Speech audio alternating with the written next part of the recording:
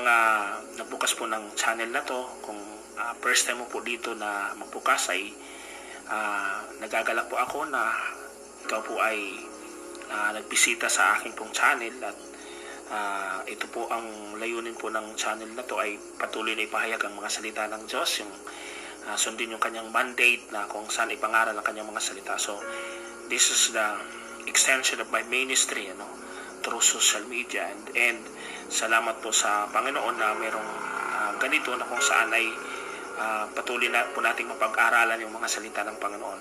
Sa umaga pong itong ating pong pag-aaralan o pag-uusapan ay patungkol sa tinatawag kamatayan. Pag ito po yung usapin patungkol sa kamatayan, ay marami pong mga tao na kung saan ay natatakot. Pero ang kamatayan po hindi po dapat natin katakutan, bagkus ang kamatayan ay dapat po nating paghandaan. Kaya marapat lamang na kung saan ang kamatayan ay patuloy po nating paghahandaan po sa ating buhay. At sa umaga pong ito, atin pong tutunghayan ang mga salita ng Diyos, at atin pong tatalakayin kung anong sinasabi ng mga salita ng Diyos patungkol sa kamatayan. At mas kinakailangan pong masagot itong mga tanong na to na ating pag-usapan ngayon. What next after death? Saan ka pupunta pagkatapos mong mamatay? So ito po yung mga katanungan na kung saan ay dapat pong masagot natin sa ating mga buhay in order for us na kasi marami pong mga tao natatakot po sila sa kamatayan, kasi the very reason kung bakit natatakot sila ay sapagkat hindi po nila alam kung saan sila pupunta. Wala po silang assurance of salvation. The only thing na isang bagay lang ang na magbibigay sa iyo ng tinatawag magtatanggal doon sa mga tinatakot pangamba mo o takot mo, anumang bagay na nagugulimihanan ka, ay yung tinatawag assurance. Kasi yung assurance ay na magbibigay siya ng tinatawag confidence doon sa mga bagay na hindi ka matatakot. Kaya lang, the very reason kung bakit marami pong mga natatakot patungkol sa usapin ng kamatayan ay sapagkat hindi nila alam kung saan sila pupunta. Tama nga naman, pag hindi mo alam kung hindi ka sigurado, andun yung pangamba mo, andun yung takot mo, kasi hindi mo alam kung saan ka pupunta. Pero salamat sa Panginoon na ang kanyang mga salita ay nagtuturo sa atin, ang Biblia po, kung paano po magkakaroon po tayo ng tinatawag assurance of salvation, kung paano po tayo magkakaroon ng kasiguruhan sa ating kaligtasan. Kasi dapat pong masiguro natin yung kaligtasan natin, kasi ito po tumutukoy sa tinatawag eternity. Yung kamatayan natin, magtatapos yun dito sa buhay natin, yung physical na kamatayan, dito lang po yun. Pero pagkatapos sa ating mamatay is meron pag tinatawag buhay na nagantay sa atin, and that's eternal, that's eternity. Na yun dapat yung paghahandaan natin. So nakakalungkot pong isipin, maraming mga tao na kanilang pinaghandaan ay dito lamang po sa buhay na to, ito yung kanilang focus. Pero dapat yung focus po natin hindi lamang dito sa mundo, pero pagkatapos po ng buhay natin dito, ay yung buhay natin ay pupunta doon sa tinatawag eternity. Dalawa lang po yun. Sa either pupunta tayo ng eternity doon sa langit kasama ng Diyos, o eternity doon sa tinatawag damnation, doon sa tinatawag eternal punishment doon sa impyerno. Kaya yun yung ating pag-usapan sa umaga pong ito. So itong mga tanong na to, what next after death? Ano pong mangyayari pagkatapos sa ating mamatay? Saan ka pupunta pagkatapos mong matay? Sabi ng Ecclesiastes chapter 7 verse 4, someone who is always thinking about happiness is a fool. A wise person thinks about death. Yung tao daw na nag-iisip patungkol sa kasayahan, patungkol sa mga bagay na mga bagay na siguro yung mga bagay na kanyang iniisip ay para dito lamang sa mundo, yung kasayahan na yun ay sabi rito is a fool, mangmang, walang alam. Yun yung sinasabi ni Solomon dito. But a wise person, pero yung matalino daw na tao is thinks about that, ay nag-iisip po sa kanyang kamatayan. Meaning, nandun yung tinatawag paghahanda. Meron siyang tinatawag paghahanda na ginagawa bago dumating yung kamatayan. Kasi, tama nga naman, kasi maraming mga tao na kung saan ay, tama yung sinasabi ni Solomon, iniisip lang puro kasiyahan, good time, iniisip lang puro, alam mo yun, yung iniisip lang yung mga bagay na makamundo. Pero hindi siya nag-iisip ng mga bagay na kung saan ay mga bagay na maglalas doon sa tinatawag eternity, mag-iisip ng mga bagay patungkol sa kanyang kaluluwa, na kung saan yung kaluluwa niya ay ito yung tinatawag eternal. Pero sa umagang ito, salamat sa pagkakataon na kung saan ito po yung ating tatalakayin sa mga susunod na mga oras. Sa Luke chapter 16 verse 9-10, mababasa po natin yung mga salita ng Diyos dito patungkol ito sa istorya ng isang mayaman, si Lazaro at ang yung mahirap na pangalan ay Lazaro, at yung mayaman, kung ito po yung istorya na sinabi ng Panginoon, kanya pong ikwinento yung parable na to, yung istorya na to, nang sabi niya, there was once a rich man who dressed in the most expensive clothes and lived in a great luxury every day. Meron daw isang mayaman na kung saan ay nagraramid siya ng most expensive clothes. Mamahalin yung mga damit nito, yung mga damit nito at talagang mamahalin, and lived in a great luxury. Grabe yung talagang marangya na pamumuhay araw-araw. So dahil nga po ito po ay mayaman. And there was also a poor man, meron ding isang tao. So dalawa pong tao ito, yung mayaman na to, yung rich man na nagdaramit ng expensive, mamahalin, and lived in a great luxury. Ang grabe po yung karangyaan na marangyang buhay na pamumuhay niya araw-araw. And there was also a poor man, isang mahirap, ang sabi nga sa ibang translation is pulubi, na nagngangalang Lazaro, named Lazarus. And covered with sores, marami po siyang mga sugat, na kung saan who used to be brought to the rich man's door, na palagi itong napupunta doon sa tinatawag pintuan ng mayaman, hoping to eat the bits of food that fell from the rich man's table. So umaasa siya na kahit yung mga yung mga mumu na nahuhulog doon sa misa ng mayaman ay kanya pong makain. But sabi rito, even the dogs, yung mga aso po ay would come and lick his sores. Pumupunta yung mga aso at dinidilaan yung mga sugat po niya sa kanyang katawan, sa kanyang paa. The poor man died and was carried by the angels to sit beside Abraham at the feast of heaven. So namatay po itong mahirap na to, si Lazarus na to, and was carried, dinala po by the angels, yung mga anghel, to sit beside Abraham at the feast in heaven. So man died, so namatay din yung mayaman, died and was buried, inilibing siya. And in Hades, sabi rito sa verse 23, and in Hades, yung Hades po, aking hinighlights, itong Hades na ito yung lugar ng tinatawag place of torment. Ito yung lugar doon sa impyerno, where he was in a great pain, andun yung grabe ang kanyang paghihirap. He looked up and saw Abraham far away with Lazarus at his side. Nakita niya si Abraham and sa malayo, at nandoon kasama yung mahirap na yun, si Lazarus, nakatabi.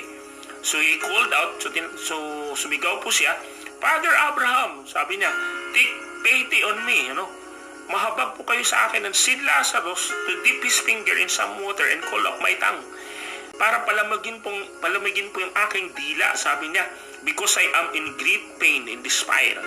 Sapagkat ako po'y naghihirap sa apoy na to, sabi ng mayaman na to. So makikita po natin dito yung kalagayan po ng mayaman, na kung saan ay grabe po yung kanyang torment, kanyang paghihirap sa mga panahon na to, kasi he was in a great pain because of the fire. Grabe po yung kanyang paghihirap dahil doon sa apoy na kanyang naranasan sa pagkakataon na yun. Pero ang sabi rito sa verse 25, but Abraham said, sinabi ni Abraham, remember my son, alalahanin mo anak, sabi niya, that in your lifetime, sa buong buhay mo, you were given all the good things. Ang daming magagandang bagay na naranasan mo nung nandun ka pa sa lupa. Dahil nga po ito ay mayaman, so lahat ng siguro ng mga bagay naranasan po niya. So sabi ni Abraham, pinaalala po niya, remember my son, that in your lifetime, you were given all the good things. While Lazarus, that all the bad things. Pero itong si Lazaro na to, dahil mahirap nga siya, ang dami po niyang naranasan na hindi maganda, ang dami niya pong mga kahirapan na naranasan dahil dun sa kanyang pagiging pobre, nung nandun pa siya sa lupa. But now he is enjoying himself here, Pero ngayon ay talagang nag-i-enjoy na siya, nagsasaya na siya, masaya siya dahil dito inaaliw siya sa langit. So while you are in pain, pero ikaw naman dyan na naghihirap ka. Besides, sabi ni Abraham, higit dyan, sabi niya, besides all that, there is a deep pit, mayroong malalim na pagitan lying between us, so that those who want to cross over from here, so that those who want to cross over from here to you cannot do so. Yung mga narito ay mga nariyan na pupunta rito ay hindi pwedeng mangyari yun kasi may pagitan. Nor can anyone cross over to us from where you are. Hindi kami pwedeng makapunta dyan. Yung mga nandyan ay hindi pwedeng makakapunta dito kasi merong pagitan.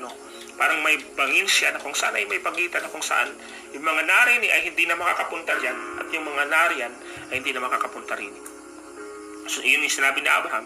The rich man said, kung ganun po, then I beg you, nakikiusap ako sa iyo, nakikiusap ako si Father Abraham, send Lazarus to my father's house. Suguin niyo po si Lazarus doon sa bahay ng aking ama, where I have 5 brothers, meron akong 5 kapatid. Let him go and warn them so that they at last will not come to this place of pain.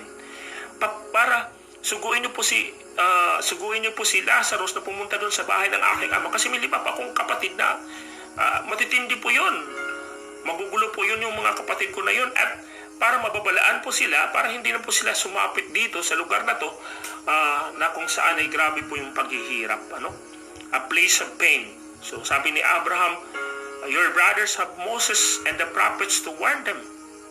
So sabi ni Abraham, ang mga kapatid mo ay andun na ang mga kautusan ni Moses, andun na yung mga propeta na kung saan ay magwo-warn sa kanila, magpapaalala sa kanila, magbababala sa kanila. So your brothers should listen to what they say. So yung mga kapatid mo dapat makinig sila, maniwala sila doon sa mga sinasabi ng mga propeta, yung mga aral patungkol kay Moses, patungkol sa Panginoon, ay dapat pakikinggan nila yun. The rich man answered, that is not enough. Hindi po yung sapat. Sabi niya, Father Abraham, but if someone were to rise from death and go to them, pero kung isang patay na mabubuhay na pupunta sa kanila, then they would turn from their sins. Baka magsisisi kanilang mga kasalanan at sumunod sa Panginoon. But Abraham said, if they will not listen to Moses and the prophets, kung hindi sila pakikinig kay Moses, doon sa mga kautusan ni Moses, and doon sa mga propeta, they will not be convinced even if someone were to rise from death. Hindi rin sila makikinig kahit pa yung buhay, yung patay ay mabuhay na pupunta sa kanila. So, ito pong passage nito, makikita po natin na dito po sa ating pinag-aralan, there is death and beyond. The truth is, meron pong tinatawag kamatayan, and pagkatapos po ng kamatayan, and meron pang unahan. There is death and beyond. Kaya nga sinasabi ko kanina na there's life after death. Pagkatapos nating mamatay, meron pang buhay na nag-aantay. At yung buhay na yun is eternity. There's life, there's death, and beyond. Beyond our death, pagkatapos nating mamatay, meron pa sa unahan. At yung unahan na yun is eternity. Dito po sa ating pinag-aaralan, makikita po natin dito na kung saan ay death is inevitable. When we say death is inevitable, akin pong tinignan yung meaning ng tinatawag inevitable sa dictionary.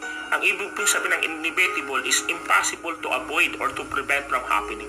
Napaka-imposible pong iwasan yung tinatawag kamatayan sa ating buhay. Death is inevitable. Something that is certain to happen. Ang kamatayan po is something that is certain to happen. Sigurado po ito. Sigurado po yung kamatayan ay mangyayari. Hindi po natin mapipigilan. Sabi ng Hebrews chapter 9 verse 27, ang sabi roon, it is appointed for man once to die and after judgment. Itinakda daw sa mga tao na minsan lamang mamatay pagkatapos ay ang paghuhukom. Meron pong nakatakdang kamatayan whether we like it or not. Sa gustuhin man natin sa hindi, ay talagang darating yung tinatawag kamatayan sa mga buhay po natin. Meron pong tinatawag appointed time. Hindi lamang po natin alam kung kailan darating ito. Kasi kung pupunta po tayo ng tinatawag sementeryo, ay talagang makikita po natin na kung saan ay iba-iba po ang size ng tinatawag nicho. Meron pong maliit, merong malaki. Nagpapakita na kung saan ang kamatayan is uncertain. Hindi po natin sigurado kung kailan darating ito sa ating mga buhay. Maaring pagkatapos nating mag-usap ngayon, ay tumating na si Mr. Kamatayan sa mga buhay natin. Or maybe a week from now, a month from now, a year from now, hindi natin alam kung kailan mangyayari yung kamatayan. But the truth is death is inevitable. When you say inevitable, impossible to avoid or prevent from happening, kasi itong bagay na to ay mangyayari sa mga buhay natin. Makikita po natin dito sa ating pinag-aaralan na istorya, the poor man died. Si Lazarus, namatay siya, and the rich man died, meaning yung kamatayan ay talagang darating at darating sa mga buhay natin. Hindi po natin ito maiiwasan. So, the second thing patungkol sa kamatayan is death is inevitable. The second thing is destiny is undeniable. Ang kamatayan po ay hindi po natin madi-deny na kung saan ay mapapasubalian po natin na kung saan kamatayan ay talagang mangyayari sa ating buhay. Kaya lang, merong tinatawag destiny, meron pong tinatawag destination na pupuntahan po natin. Dalawa po to. Yung tinatawag Abraham's bosom doon sa heaven, Abraham's bosom doon sa heaven, or a place of comfort. And yung pangalawa is yung tinatawag place of torment. Ito pong place of torment, ito po yung tinatawag impyerno, na kung saan ay na sinasabi po rito sa ating pag-aaral, na kung saan yung naranasan ng mayaman, na kung saan ay grabe po yung paghihirap niya doon sa tinatawag apoy, na kung saan ang sabi niya is nag-request pa nga siya kay Abraham na suguin niya si Lazarus na papuntahin doon sa kanya, na kahit yung daliri ay iluglog doon sa tinatawag sa tubig para palamigin yung kanyang dila, kasi grabe po yung kanyang torment, grabe po yung paghihirap na nararanasan doon sa tinatawag impyerno, doon sa Hades. Pero to no avail, sabi ni Abraham, hindi. Sabi ni Abraham, naalala mo ba nung nabubuhay ka, ang daming magagandang bagay na naranasan mo? Namuhay ka ng tinatawag luxurious, namuhay ka ng tinatawag grabing pamumuhay mo, lahat ng magagandang bagay naranasan mo dahil doon sa tinatawag pagiging mayaman mo. Pero itong si Lazarus na to ay talagang grabe yung kahirapan na naranasan niya sa kanyang pagiging pobre, sa kanyang pagiging mahirap. Andun na ang kanyang buhay ang kanyang buhay ay binigay niya sa Panginoon. Ang kanyang pang-asa ay binigay niya sa Panginoon. Kaya isang bagay ang aking nakita, mga kapatid, kung minsan yung mga kahirapan natin naglilid ito sa atin, na kung saan ay mas lalo tayo magtiwala sa Diyos. Ang mahirap kasi kung ang lahat ng bagay nasa atin na, feeling mo lahat ng bagay ay nasa iyo na, yun pinakamahirap na kondisyon, na kalagayan ng tao, na kung saan yung wala ka nang hahanapin pa. Kasi it will lead you to maglilid yun sa iyo na kung saan ay hindi ka magtiwala sa Diyos. Kung saan ang pagtitiwalaan mo ay yung kayamanan mo, yung pera mo, yung impluwensya mo. And kaya nga sabi ng Panginoon, may isang instances po sa Bible na kung saan mayroon pong isang mayaman na lumapit sa Panginoon. At ang sabi ng mayaman na ito, Panginoon, ano po ang gagawin ko upang magkamit ng buhay na walang hanggan? Sabi ng Panginoon, nalalaman mo yung mga kautusan ni Moses, huwag kang papatay, huwag kang masisinungaling, huwag kang mangangalunya, igalang mo yung mga magulang. So, ipangilin mo ang araw ng pahinga, ang Sabat. So, ang dami pang sinabi ng Panginoon doon sa tinatawag mga kautusan ni Moses. Sabi, nalalaman yung mga kautusan, sundin mo yun at magkakaroon ka ng buhay. Sabi nung binatang mayaman na to ay, sabi niya, Panginoon, mula pa po ng pagkabata ay nagawa ko na po yung mga bagay na yan.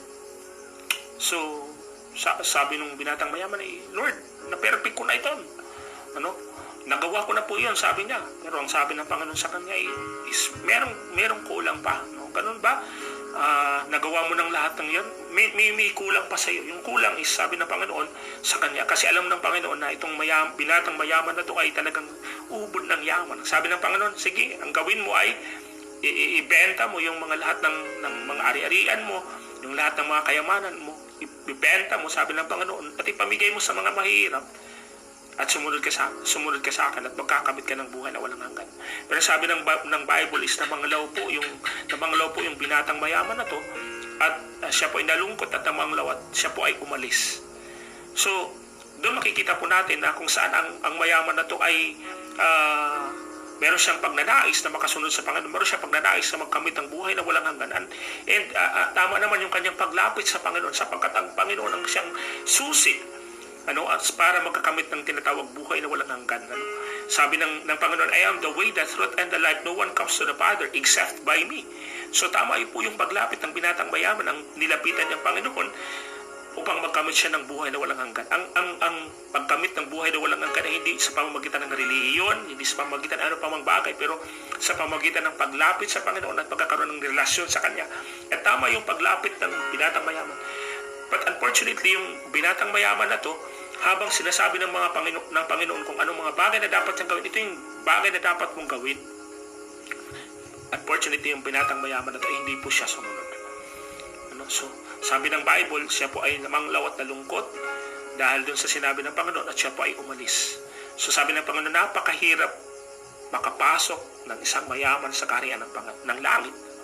So sinabi ng Panginoon, napakahirap kasi alam niyo po, ang isang bagay na sinasabi dito doon ng Panginoon ay ang isang mayaman ay isang bagay yung kulang sa kanya, yung pagpapakumbaba. Kasi maraming mga tao na kung saan ay tama nga naman pag mayaman ka, wala yung tinatawag pagpapakumbaba sa buhay mo. Kasi dahil nga dun sa pananangan mo, sa kayamanan mo, sa impluwensya mo, wala yung salitang kapakumbabaan. Pero hindi naman lahat, meron ding mga mayayaman na kung saan ay ang kanilang puso ay maayos, sa kanilang buhay ay talagang merong tinatawag pagpapakumbaba. Pero most likely, maraming mga mayaman na sinasabi na nga ang Panginoon, napakahirap mapabilang ang isang mayaman sa paghahari ng Diyos. Kasi it requires sa tinatawag self-denial, it requires sa tinatawag pagpapakumbaba, yung tinatawag self-abasement, na kung saan, alam mo yung self-abasement, yung tinatawag na alam niyo, pag meron isang tao na kung saan ay kakilala natin, na influential ng mga tao, matataas ng mga tao na pupunta sa bahay natin, yun po yung self-abasement na parang, halimbawa, si Mayor ay pupunta sa bahay mo, hindi mo inaasahan na pupunta. Ang self-abasement, yung pagdating doon, parang nagugulumihan ako kung hindi mo alam kung anong gagawin mo dahil doon sa sobrang, alam mo yan, sobrang pag-recognize, doon sa sobrang pagkilala, dahil doon sa tinatawag, dahil yung tao na yun ay mataas ang katungkulan at yung tao na yun ay ginagalang natin. Ganon yung nire-require na tinatawag na pagpapakumbaba, na pagpapakumbaba na ninanais ng Diyos sa mga tao na kung saan ay mayroong mga tinatawag matataas na tinataglay na karangalan, tinataglay na mga bagay sa kanilang buhay na kung saan ay mas kilalanin nila na kung saan mas may mataas pa na bagay na kung saan ay dapat nilang bigyan ng tinatawag importansya, bigyan nila ng pansin, at ang mataas na yun ay walang ibang Panginoong Jesucristo.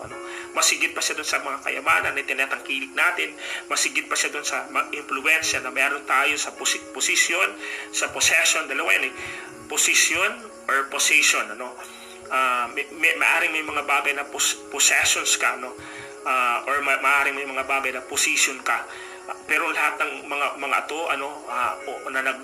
nagkukusay ng influence, pero lahat ng influensya mo, lahat ng mga bagay na tinatangkilik mo, maaring ito ay posisyon, maaring ito ay possessions, ay mas higit doon ang tinatawag dapat pagkilala natin sa Panginoon. So kaya lang, unfortunately, itong mga bagay na to, na kung minsan mga influensya natin, yung mga kayamanan natin, ito na yung nagiging hadlang para lumapit tayo sa Panginoon. Kaya, tama yung sinabi ng Panginoon, napakahirap mapabilang ang isang mayaman sa paghahari ng Diyos. Kaya, hindi ko lubos maisip na kung saan itong mayaman na to, dito sa kwento na to, ay talagang siguro yung pamumuhay niya ay ganon. Siguro sa panahon na kung saan ay nandito pa sa lupa, ay talagang hindi niya kinilala ang Panginoon sa kanyang buhay. Pero samantala yung mahirap si Lazaro, dahil wala na siyang inaasahan, ay talagang wala na siyang inaasahan kundi ang Diyos, ay talagang doon na lang siya nagtiwala sa Panginoon. Kaya malaking advantage din yung mga kahirapan sa buhay natin, kasi yun yung isang nagmo-motivate sa atin na dahil doon sa mga kahirapan na naranasan natin ay patuloy tayong lumapit sa Diyos at magtiwala sa kanyang habag, sa kanyang biyaya sa mga buhay po natin. And that's why ang nangyari po dito, mga kapatid, ay nung mamatay yung mayaman, mamatay yung tinatawag mahirap, si Lazaro ay dinala doon siya sa tinatawag Abraham's bosom sa heaven, doon sa langit, doon sa tinatawag place of comfort. While yung mayaman naman ay namatay siya, dinala doon sa tinatawag place of torment, doon sa tinatawag impyerno. So destiny is undeniable. Yung destiny po ay talagang hindi po natin matatawaran. Mga bagay na pupuntahan po natin pagkatapos po nating mamatay, dalawang bagay lamang po yung pupuntahan natin. It's either heaven or it's either the place of torment, or yung tinatawag lugar ng tinatawag damnation, na kung saan ay lugar na kung saan ay andun yung tinatawag pagpaparusa doon sa mga tao na kung saan ay hindi nagtiwala sa Diyos, sa mga taong hindi kinilalang Panginoon sa kanilang mga buhay. Alam nyo, ang sabi ng Bible, isang bagay lang yung magdadala sa atin sa impyerno. Hindi ka mapupunta sa impyerno dahil ikaw na yung pinaka-notorious na tao, ikaw yung pinaka-notorious na kriminal o lahat ng kasalanan na meron ka. Ikaw na yung pinaka-worst na makasalanan. Ang sabi nga ng Apostol Pablo, ang sabi nga ng Apostol Pablo sa kanyang mga sulat sa Biblia ay kung merong mga classification ng tinatawag pagiging makasalanan, sabi niya, ako na yung pinaka-worst. Ako na yung pinakamakasalanan sa lahat, sabi ni Apostol Pablo. Pero alam niyo po, kinahabagan po siya ng Diyos. Alam niyo po, yung pagpunta natin sa tinatawag sa impyerno, mapupunta ka sa impyerno, hindi dahil sa ikaw ang pinakamakasalanan sa lahat. Hindi po tumutukoy yun. Isang bagay lang yung magdadala po sa atin na tayo po ay mawalay sa Diyos at mapunta po tayo doon sa tinatawag place of torment, doon sa tinatawag eternal damnation, doon sa impyerno, is doon sa tinatawag hindi po natin pagkilala sa Panginoon. Ang sabi ng Bible sa John chapter 3 verse 33, ito po yung sinasabi na salita ng Diyos sa John chapter 3 verse 33, for sure ang tao po ay mapupunta sa tinatawag impyerno, hindi dahil po sa kanyang pagiging makasalanan. Of course, isa po yun, pero ang pinaka-root po kung bakit mapupunta ang tao, yung pinaka-ugat kung bakit mapupunta siya dun is, ang sabi ng John chapter 3 verse 36, ang nananalig sa anak, meaning ang nananalig sa Panginoon ay may buhay na walang hanggan. Yung anak na tinutukoy dito is nagre-refer sa Panginoong Jesucristo. Ang nananalig sa anak ay may buhay na walang hanggan, ngunit ang hindi tumatalima sa anak sa Panginoong Jesucristo ay hindi magkakaroon ng buhay, mananatili sa kanya ang puot ng Diyos. So isang bagay lang ang magdadala po sa atin para tayo po ay mawalay sa Diyos at mapunta tayo dun sa tinatawag eternal damnation, dun sa tinatawag impyerno, is yung hindi pagkilala sa Panginoon. Yung kasalanan na to ay yung tinatawag unbelief.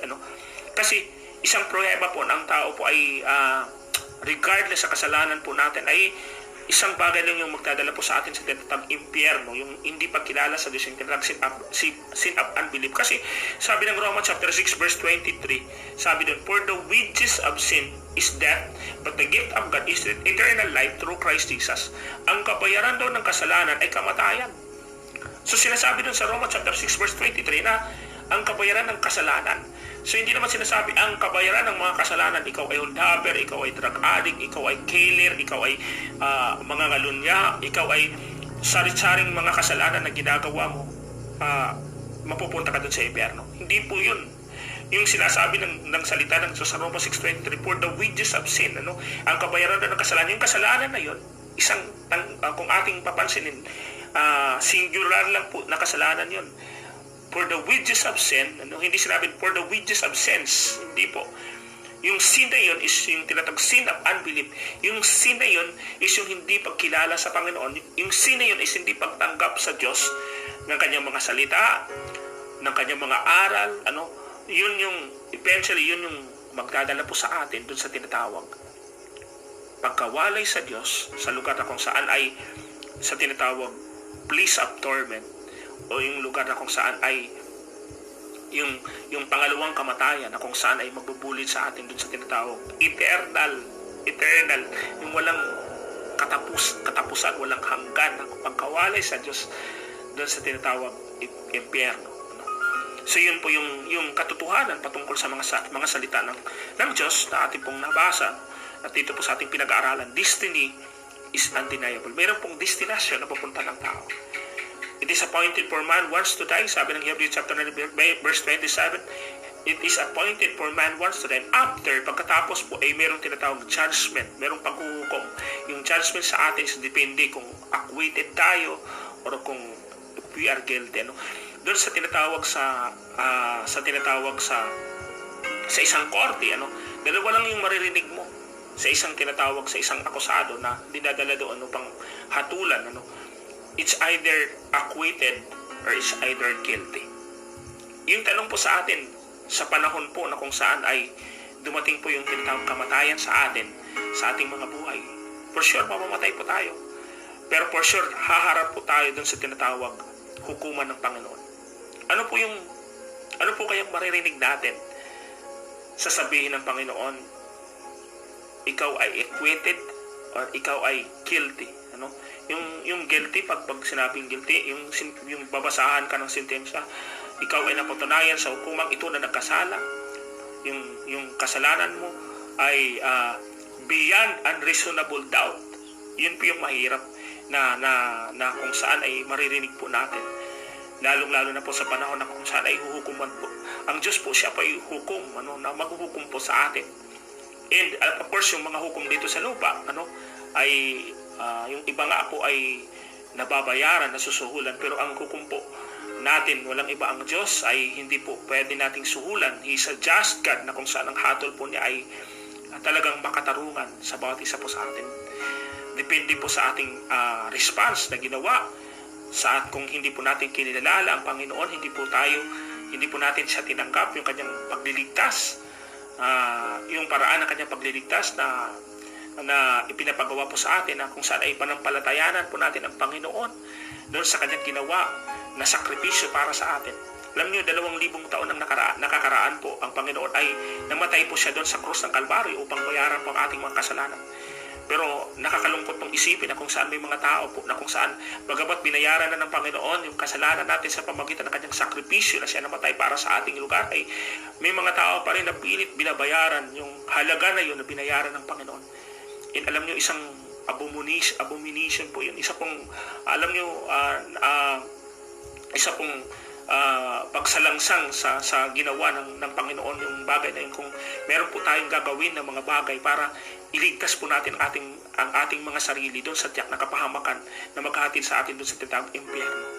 Sa totoo lang ay kung ang kaligtasan natin ay kaya nating bayaran, kung kaya nating iligtas ang ating sarili, isang bagay yung katotohanan na kung saan ay hindi gagawin ng Diyos ay yung pagpunta rin niya rito sa lupa upang magkatawang tao, upang ipanganak ni Virgin Mary at eventually mamatay doon sa krus ng Kalbaryo. Hindi po niya gagawin yun kasi kaya nating iligtas yung sarili natin. But the truth is, yung katotohanan po is hindi po natin kayang iligtas yung mga buhay po natin mula doon sa tinatawag punishment, sa tinatawag parusa doon sa kasalanan natin na maghahatid sa atin doon sa impyerno. Kaya yung mga bagay na hindi natin kayang gawin upang iligtas natin yung ating sarili sa tiyak na kaparusahan doon sa kasalanan natin na maghahatid sa atin doon sa tinatawag pagkawalay sa Diyos, doon sa tinatawag sa impyerno, ay binayaran ng Diyos sa pamagitan ng kanyang buhay na inalay niya doon sa tinatawag sa krus ng Kalbaryo. Yan ang sabi ng Bible, ang Panginoong Kristo nagiging substitute po siya. Nagiging substitute po siya para sa iyo at para sa akin, na tayo ang dapat mamatay, tayo ang dapat tumanggap nung hatol ng kamatayan kasi tayo pong makasalanan. Pero alam niyo po, inibig ng Diyos na siyang tumanggap nun para bayaran po yung kasalanan natin. And eventually tayo po ay mapalaya doon sa kasalanan and magkaroon po tayo ng tinatawag paglaya doon sa tinatawag sa kasalanan na meron tayo, and magkaroon po tayo ng tinatawag justification, pagpapawalang sala. At dahil pinawalang sala tayo doon sa tinatawag ginawa ng Panginoong Hesus, ang gagawin natin ay tatanggapin natin yung kalayaan na yon, yung pagpapawalang sala na yon, at maglilingkod tayo at susunod sa Panginoon. Marami pong mga tao ang hindi nila alam, binayaran na yung kanilang kasalanan ng Panginoon 2,000 taon nang nakakaraan. Pero ang mga tao ay ginagawa nila, bagamat binayaran ng Panginoon, gumagawa sila ng mga effort nila, gumagawa sila ng mga tinatawag paraan nila para at the same time bayaran yung isang bagay na binayaran na ng Panginoon ng kanyang buhay sa pamamagitan ng kamatayan niya doon sa krus ng Kalbaryo. Yun po yung nakakalungkot na katotohanan patungkol sa tinatawag sa mga bagay na to.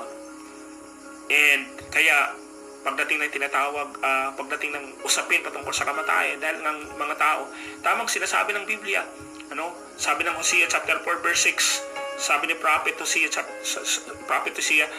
Hosea kapitulo 4 versikulo 6, my people are perished because of lack of knowledge. Ang sabi ng Diyos, ang aking mga tao ay napapahamak dahil sa kakulangan ng kaalaman ng aking mga salita. Kasi sa totoo lang ay hindi po natin alam yung kalooban ng Diyos, hindi po natin alam ang kanyang mga salita kasi hindi natin binibigyang halaga, importansya yung mga bagay na to, lalong-lalo ng mga salita ng Diyos sa ating mga buhay.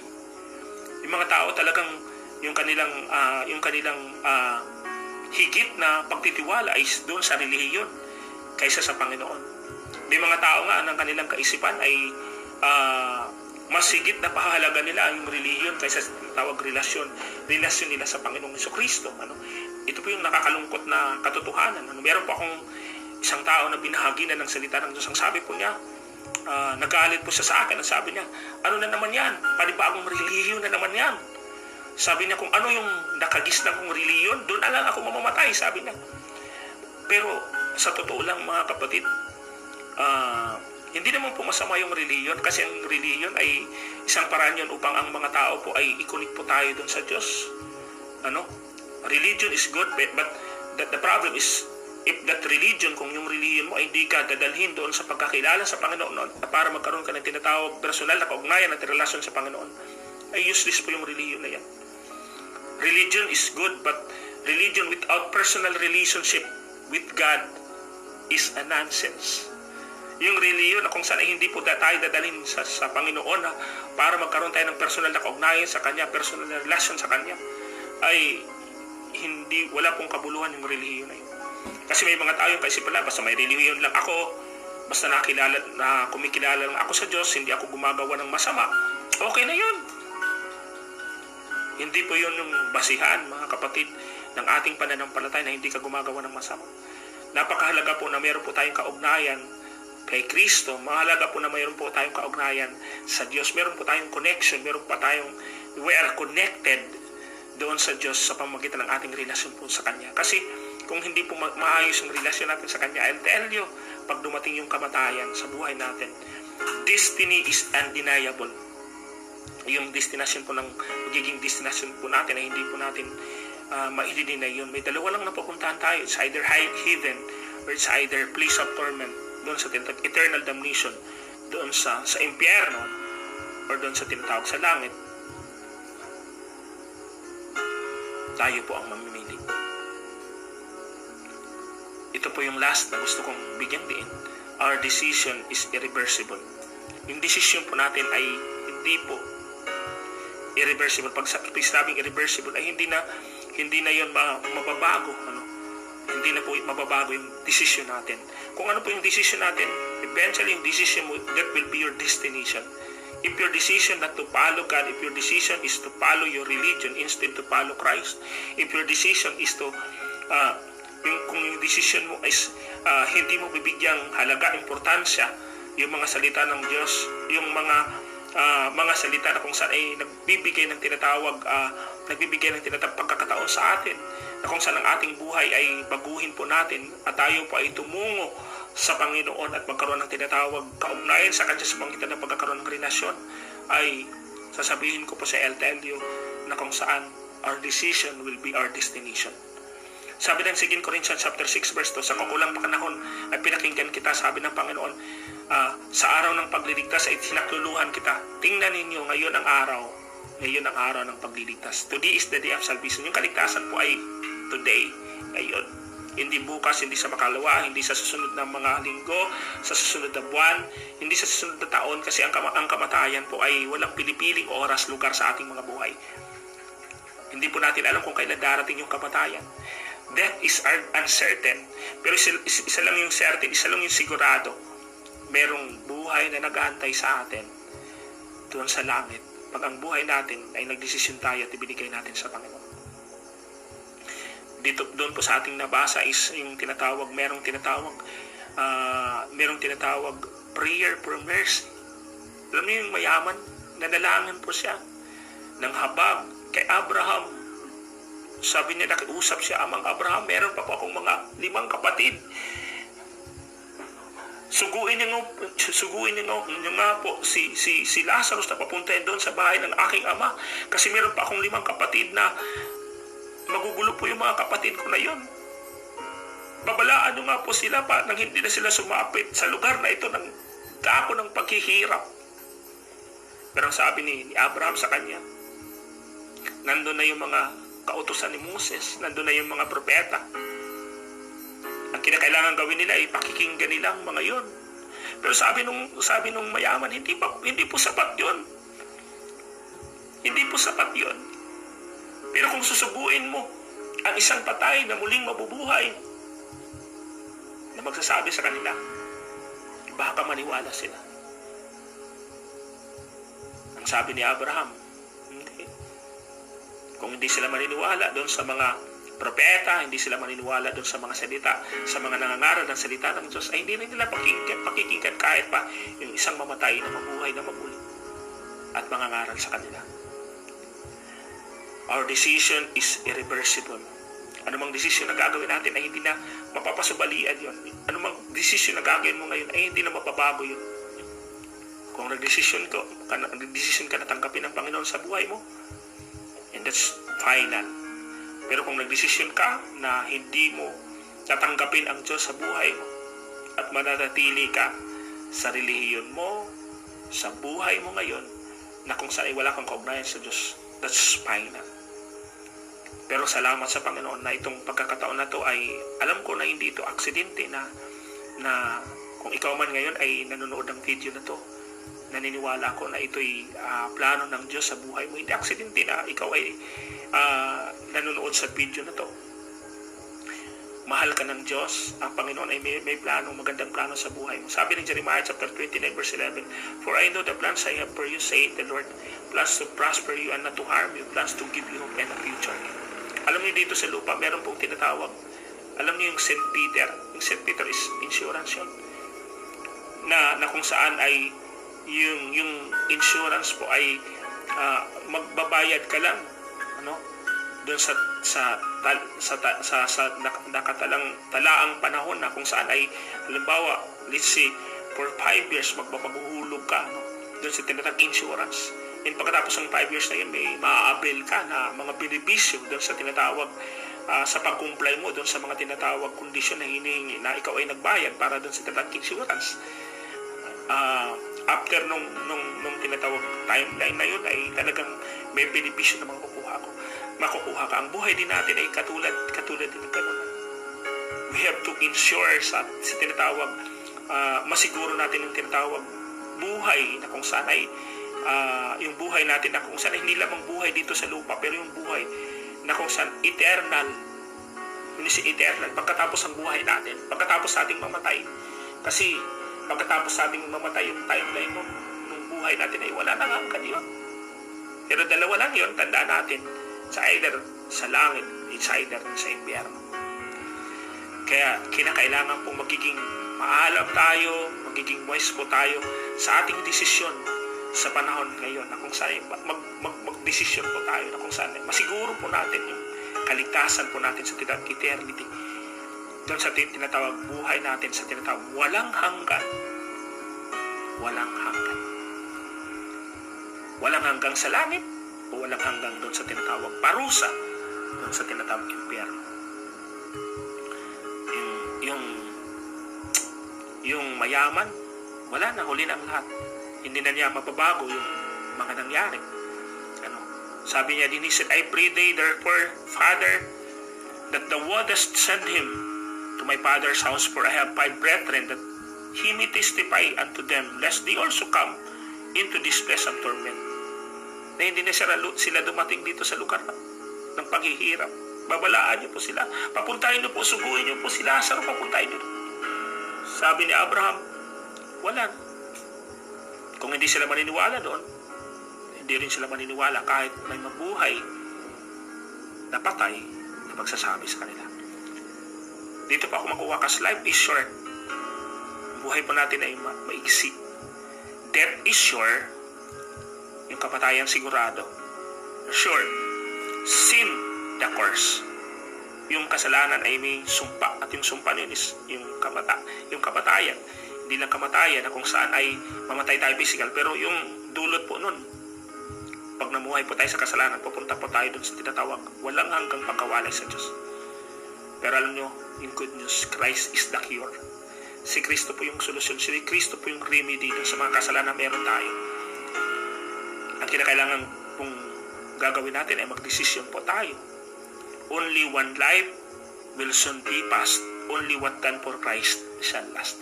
Yung mga bagay na ginawa natin sa Panginoon, para sa Panginoon, yun yung maglalast. Yung buhay natin, we have one life. Isang buhay lang. Pero, will soon be past. Hindi natin alam kung kailan maglalaho. Hindi natin alam kung kailan magsisist. Hindi natin alam kung kailan mag-i-end yung buhay natin. Pero ang gawin natin, ang buhay natin ipagkatiwala natin sa Panginoon. Nakakasiguro tayo na kung saan ay mamatay man tayo sa mundong ito, may walang hanggang buhay na naghihintay sa atin doon sa langit. Yun yung pangako ng Panginoon. Sa mga oras na ito gusto kong manalangin, at kung ikaw ay gusto mong tangkapin ang Panginoon, yung kaligtasan sa buhay mo, gusto mong makatsak sa tinatawag buhay mo na magkakaroon ka ng tinatawag assurance of salvation. Sa mga oras na ito, ang kaligtasan ay huwag po nating sasayangin. Ang Panginoon po ay alam ko po na sa mga oras na ito ay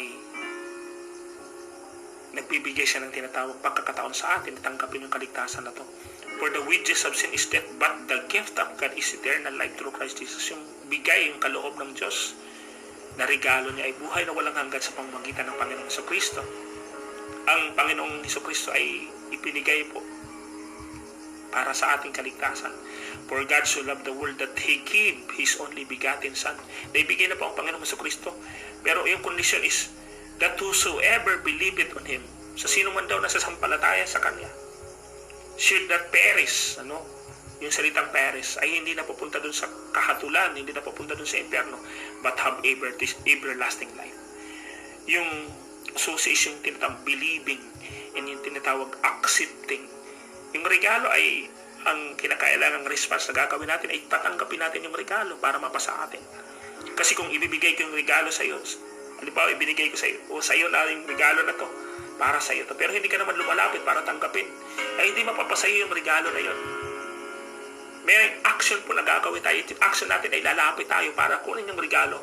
In presto, yung regalo ay mapapasa atin. Yung kaligtasan ay ganun din po sa pamagitan ng tinatawag pagsampalataya natin, sa pamagitan ng yung tinatawag believing. For God so loved the world that He gave His only begotten Son, ay bigay na po. Yung response natin is naibigay, tanggapin po natin. For God so loved the world that He gave His only begotten Son, that whosoever believeth on Him, kung lahat ng tatanggap, should not perish, will not come into perishing. Hindi na pupuntan, hindi na dadako doon sa tinatawag pagkawalay sa Diyos, sa walang hanggan doon sa tinatawag impyerno, but have everlasting life. Pero mag-aangkin ng buhay na walang hanggan, yung buhay na walang hanggan nahahandong doon sa langit. So umagang ito, kung nais mo ng tinatawag assurance of salvation, kung nais mo ng kaligtasan, tanggapin yung kaligtasan na ibinibigay ng Diyos sa iyo. Ako po'y mananalangin, at kung nais mo po ay pwede kang sumabay sa aking panalangin sa umagang ito. Amang banal na makapangyarihan sa lahat, napapasalamat po ako sa pagkakataon na ito. Salamat sa iyong mga salita na aking nalaman ng buhay ko dito sa lupa ay maigsi. Life is short. Death is sure. Ang kamatayan ay sigurado. For sure, darating yung panahon sa tinatag appointed time, mamamatay po ako. Pero yung bunga, yung dulot ng kasalanan ko ay maghahatid sa akin doon sa tinatawag impyerno. Salamat po Panginoon sa umagang ito at nalaman ko ang iyong mga salita. Sa mga oras na ito, aking Pinagsisisihan po ang lahat ng mga nagawa kong kasalanan. Binubuksan ko po ang aking puso at tinatanggap ko ang Panginoon bilang personal na tagapagligtas ng aking buhay. Patuloy mo pong hawakan ang aking buhay. Ngayon po ay aking ipinapagkatiwala ang aking buhay sa iyo. Lord, aking ipinapailalim ang aking bukas, yung lahat ng aking lahat-lahat, Panginoon, sa aking buhay. Patuloy mo po akong panghawakan. Ang aking panalangin, Panginoon Lord, na habang may buhay po ako ay patuloy pong isecure ang buhay ko, na patuloy po akong maglingkod sa iyo. Sa sandaling ako man ay mawala sa mundong ito, ay nakakatiyak ako ng aking buhay ay mapupunta po sa iyo. Doon sa tinatawag walang hanggang buhay na hahantong doon sa langit. Salamat po, Panginoon, sa mga oras na ito, at ako pinagpapasalamat na akin pong natunghayan ang iyong mga salita. Akin pong nalaman ang iyong mga salita. At yung mga salita mo po na ito ay patuloy na maghari sa aking puso, sa aking isip at sa aking buhay. Patuloy mo po akong hawakan, at patuloy na ang aking pananampalataya ay lumago sa pagkakilala sa iyo. Ito pang aking samot na langin sa pangalan ni Jesus. Amen. Amen. Sa mga oras na ito, kung ikaw po inadalangin ng pagtanggap sa Panginoon, ang sabi po ng Biblia sa John chapter 1 verse 12, ang lahat ng tumanggap at nanalig sa Kanya ay pinagkalooban niya ng karapatang maging anak ng Diyos. So congratulations po sa mga oras po na to. Ang sabi ng Biblia, ikaw po ay naging anak ng Diyos at naisilang ka po sa pamilya ng Panginoon. Sana ay patuloy pang lumago ang iyong pananampalataya at makilala mo pa ang Panginoon ng mas palalim na pagkakakilala sa buhay mo. Magbasa ka ng Biblia, patuloy mong hanapin ang kalooban ng Panginoon sa buhay mo. And of course, maraming salamat sa pagtunghay mo, sa panonood mo sa channel na to. And patuloy kang mag-subscribe, patuloy kang mag-subscribe po sa channel ko. And pakipindot na rin ang tinatawag notification bell upang ma-update ka sa mga videos ko pa na ating i-upload sa mga susunod, upang yung pananampalataya na meron ka ngayon ay patuloy na lumago, at yung pagkakilala mo sa Panginoon patuloy na ma-establish sa buhay mo. Maraming salamat, and sa lahat ng mga nagsusubscribe ng video ko po ay maraming salamat po sa inyo. Until next video po, ang Panginoon siyang patuloy na magpala sa inyo. God bless po sa atin pong lahat.